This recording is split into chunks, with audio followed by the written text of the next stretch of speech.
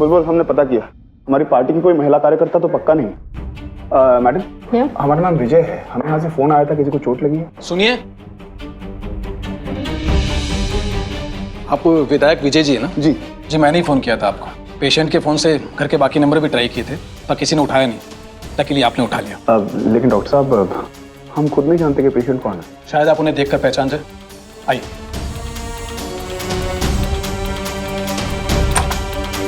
इनके पास कोई भी आईडी कार्ड नहीं था। उम्मीद अगर आप इन्हें पहचान लें तो उनके घर वालों से कांटेक्ट कर सकते हैं। बहुत ही हालत ख़राब है इनकी।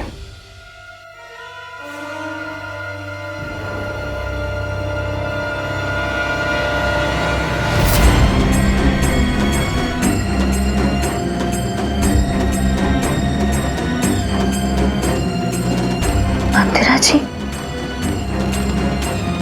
शुक्र है कि आपने इन्हें पहचान लिया। आपको कुछ फॉर्म भरने होंगे। चलिए। डॉक्टर साहब, हम मंदिरा का परिवार नहीं है, हम कैसे फॉर्म साइन कर सकते हैं? आप एक मिनट रुकिए, हम इनके परिवार को कांटेक्ट देखिए, इतना टाइम नहीं है हमारे पास। इनकी हालत बहुत ही ख़राब है। अगर आपने साइन नहीं किया तो हम आगे का इलाज शुरू नहीं कर सकते। आप इलाज शुरू कीजिए, हम दस्तखत करते हैं।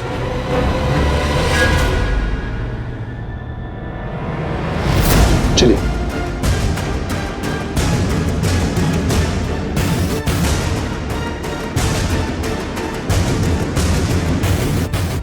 मंदिरा जी की हालत।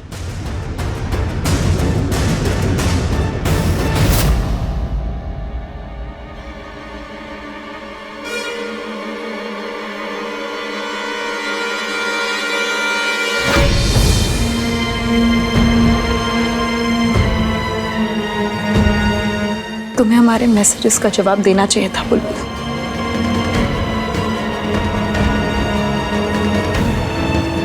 इसका मतलब आप बेहोश नहीं थी, सिर्फ विधायक जी के जाने का इंतजार कर रही थी। हमें यकीन नहीं होता मंदिरा जी कि ये हालत भी आपका एक नाटक हो सकता है।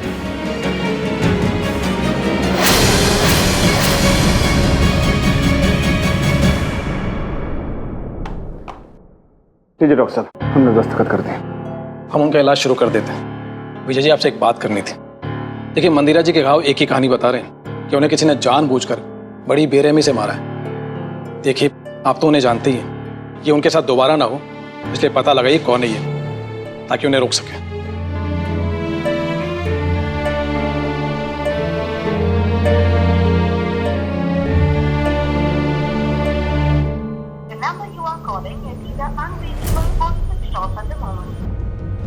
ये अनंत कहाँ गायब हो गया?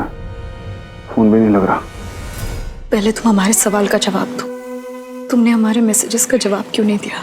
मंदिरा जी, हमें क्या पता था कि आप किसी नए नंबर से मैसेज कर रही हैं, और हमने आपके मैसेज का जवाब नहीं दिया तो आप यहाँ तक चली आई। यहाँ तो आना जरूरी था बुलबुल। हमारे बीच हुआ सौदा याद है ना तुम्हें? विधायक जी की जिंदगी दांव पर लगी और अपने पति को बचाने के लिए हमें आपकी हर शर्त मंजूर है। एक बार फिर से सोच लो, हम तुमसे कुछ भी मांग सकते हैं। अपने पति के लिए हम कुछ भी कर सकते हैं। हमने अपना वादा पूरा किया, अब वादा पूरा करने की बारी तुम्हारी है। अरे आप हमारी बात क्यों नहीं समझ रहे? मंदिरा आपकी बेटी है, इस वक्त उसे आपकी जरूरत है। ए विधायक जी, वो हमारी बेटी थी, अब हमरा उसका कौनो लेना देना नहीं है। और आप हमको दोबारा फोन मत कीजिएगा। देखिए, अगर आप उसकी हालत अभी देख लेंगे ना तो। विधायक जी, हम मंदिरा के नाम का अंतिम स्नान कब का कर चुके हैं। अब उसका शरीर जिए कि मरे हमको कुछ लेना देना नहीं है। आप उससे कहिएगा कि हमको अपना शकल ना दिखाए। समझ गए ना आप? सुनिए, हेलो,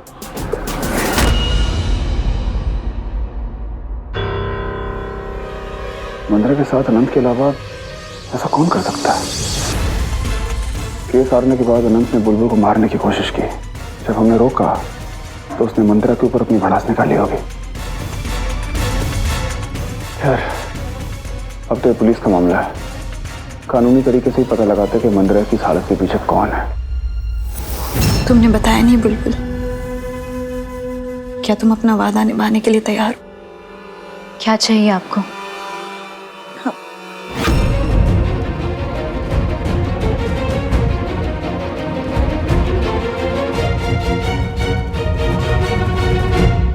हम जानते हैं कि हमारे साथ ये सब क्यों हुआ।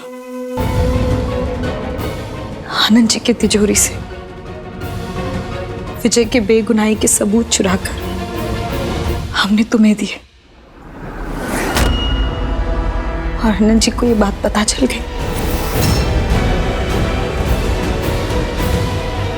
मंदिरा जी, अगर आप हमारी मदद नहीं करती तो हम विधायक जी को कभी बेगुनाह साबित नहीं कर पाते। बुलबुल,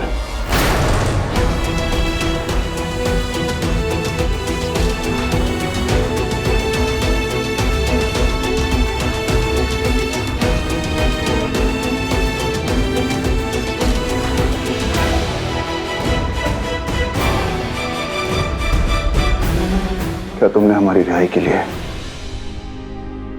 मंदिरा की मदद ली थी? जी,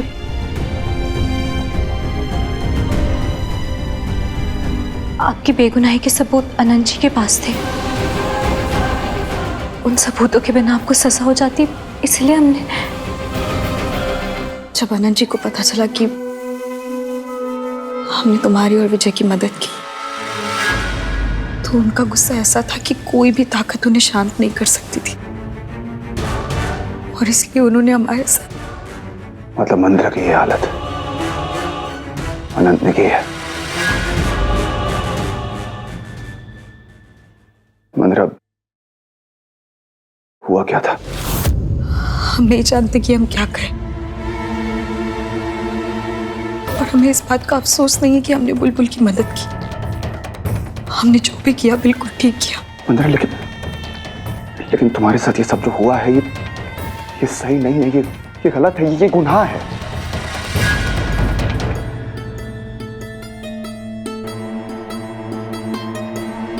तुम चिंता मत करो, हम सब कुछ ठीक कर देंगे।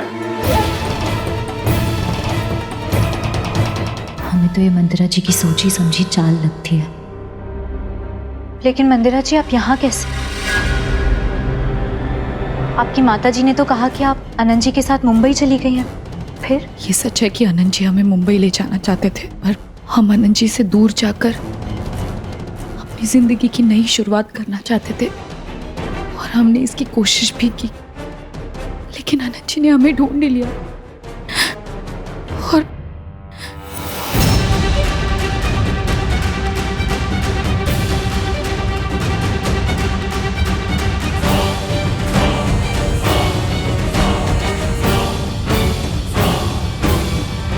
बुलबुल, हमें मंदिरा को आराम करने देना चाहिए।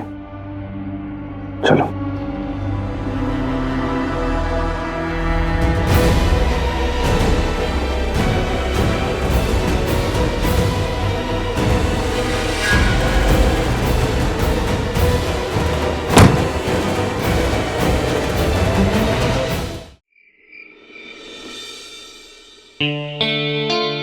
माँ, आप रहने दीजिए, आप जाके सो जाइए।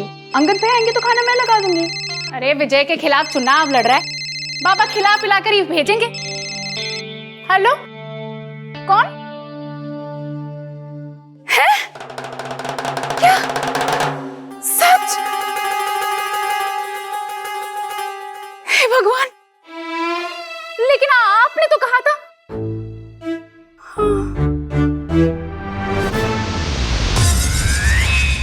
क्या बात है गायत्री दीदी, किसका फोन था?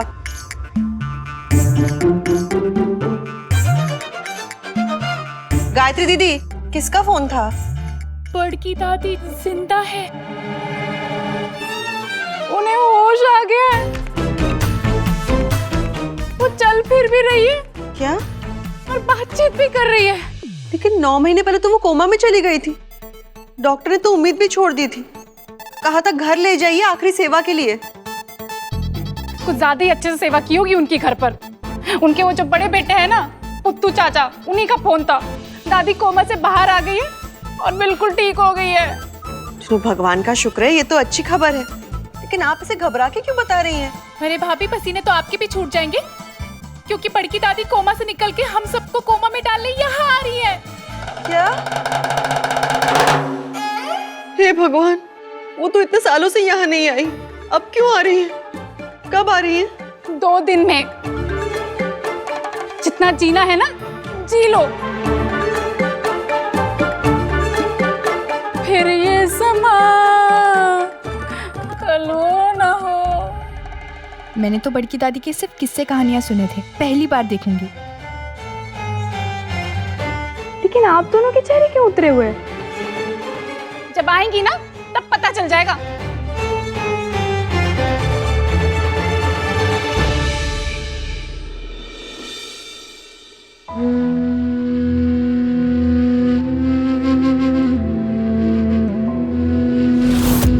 अरे ये क्या, तुमने तो कुछ खाया नहीं, खा लो। विधायक जी,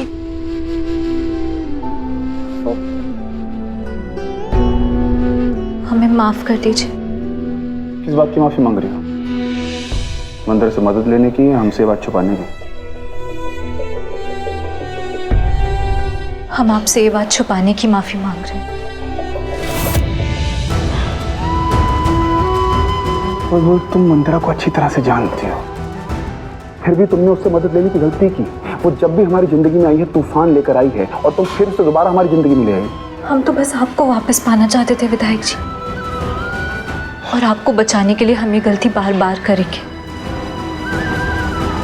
विधायक जी, आपसे बढ़कर हमारे लिए और कुछ नहीं है।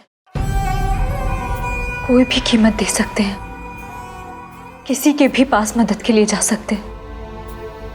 आपके लिए हम कुछ भी कर सकते हैं। उस वक्त सिर्फ एक ही इंसान था जो अनंत जी से आपकी बेगुनाही का सबूत ला सकता था, और वो थी मंदिरा जी। हम आपको एक और पल भी उस जेल में नहीं बिताने देना चाहते थे। मंदिरा जी की मदद लेने के अलावा हमारे पास और कोई रास्ता नहीं था विधायक जी। अगर आप हमसे गुस्सा है तो हमें माफ।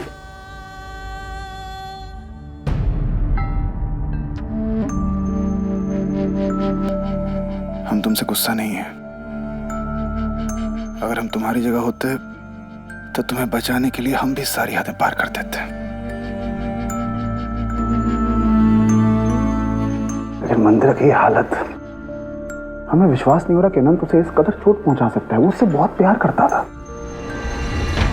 लेकिन अगर इस बात में जरा भी सच्चाई है तो हम उसे वापस अनंत के पास जाने नहीं दे सकते। विधायक जी, वो मंदिरा जी के पिताजी मुख्यमंत्री साहब, हमने उनसे बात कर ली। वो कह रहे हैं कि मंदिरा उनके लिए मर चुकी है। अब वो जिए या मरे उन्हें कोई फर्क नहीं पड़ता। समझ में नहीं आ रहा क्या करें। लेकिन हम उन्हें इस हालत में अकेला भी नहीं छोड़ सकते। कहाँ जाएंगी वो?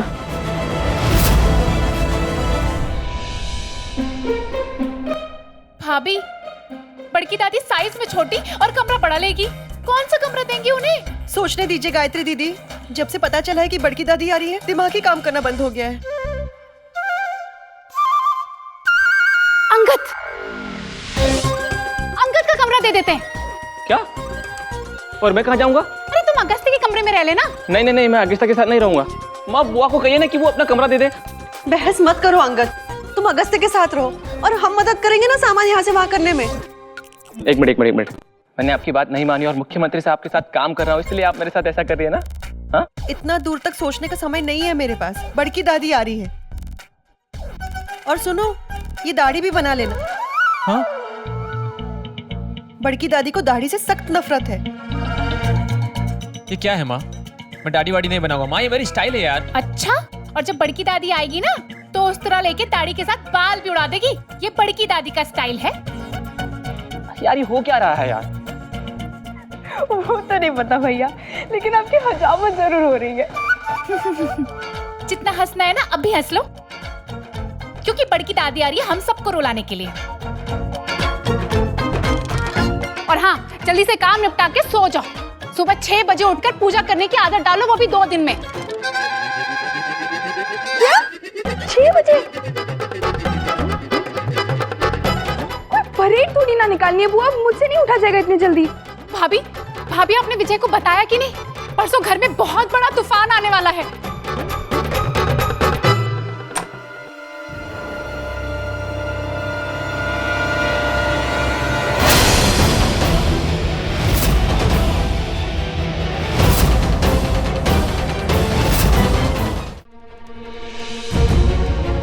मंदिरा, मंदिरा, मंदिरा,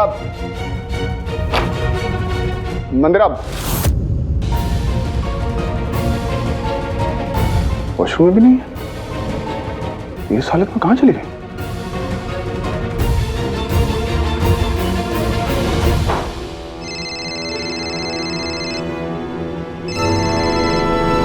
बुलबुल, तुमने मंदिरा को देखा कि अपने कमरे में नहीं है? क्या? नहीं देखा? पता नहीं कहां चली गई। तुम एक काम करो, तुम यहीं पे रुको, शायद वो वापस आ जाए। हम रिसेप्शन पे पूछ के आते हैं। हाँ, यहीं रुको। मंदिरा जी ने तो कहा कि वो हमसे अपनी कीमत वसूलने आई है, अपनी मदद के बदले हमसे कुछ मांगने आई है। फिर वो बिना कुछ मांगे कहीं भी कैसे जा सकती हैं? अरे अरे गायत्री दीदी, बड़की दादी को फीके रंग बिल्कुल पसंद नहीं है। उन्हें हर चीज चमकीली और रंगीन चाहिए। हाँ, ये फीका रंग उन्हें बुढ़ापे की याद दिलाता है ना, जैसे कि कभी आईना देखती नहीं। भाभी, वो आपको सबसे ज्यादा पसंद करती है। मुझे बस उनसे बचाते रहिएगा। जरूर पिछले जन्म में ना मेरी सास होगी, इसलिए तो इस जन्म में घर की बेटी हूँ, फिर भी बहू जैसा सलूक करती है। मेरे एक काम में 10 कामें ढूंढती है। आप दोनों तो ऐसे डर रहे हो जैसे घर में बड़की दादी नहीं आतंकवादी आने वाला हो। अरे यार, ये क्या जबरदस्ती है। मुझे अपने ही कमरे से बाहर निकाला जा रहा है। कोई मेरी पसंद नापसंद तो पूछ ही नहीं रहा है। अच्छे घर की लड़की से शादी करनी है ना, तो दादी के पसंद नापसंद के हिसाब से जीना सीख लो। मतलब ये कि इस घर के सारे रिश्ते बड़की दादी ने ही बनाए हैं। साधना भाभी को प्रभात भैया के लिए दादी ने ही पसंद किया था। यहाँ तक कि मेरे और रेशम जी के रिश्ते पर भी दादी ने मोहर लगाई थी, और विजय की बहू को भी। खैर छोड़ो, वो तो ले आए अपनी महारानी। अरे गायत्री दीदी, आप ये सब बातें छोड़िए ना। आप एक काम कीजिए, सारे घर के पर्दे, चद्दरें, सोफा कवर सब निकाल कर धोने लगिए। भाभी, ये पर्दे उर्दे मुझसे नहीं धुलने वाले। तो ठीक है, आप रसोई संभाल लीजिए। सारे डब्बों में नाश्ते बनाकर भर दीजिए। चकरी, नमकीन, गुजिया, लड्डू, पता नहीं कब क्या मांग ले। भाभी, मैं सिर्फ आपकी मदद कर सकती हूँ। ये रसोई का काम मुझसे नहीं होने वाला। वैसे भी उनको मेरे हाथ की चाय भी पसंद नहीं आती। वो तो किसी को पसंद नहीं आती है। क्या कहा? कुछ नहीं।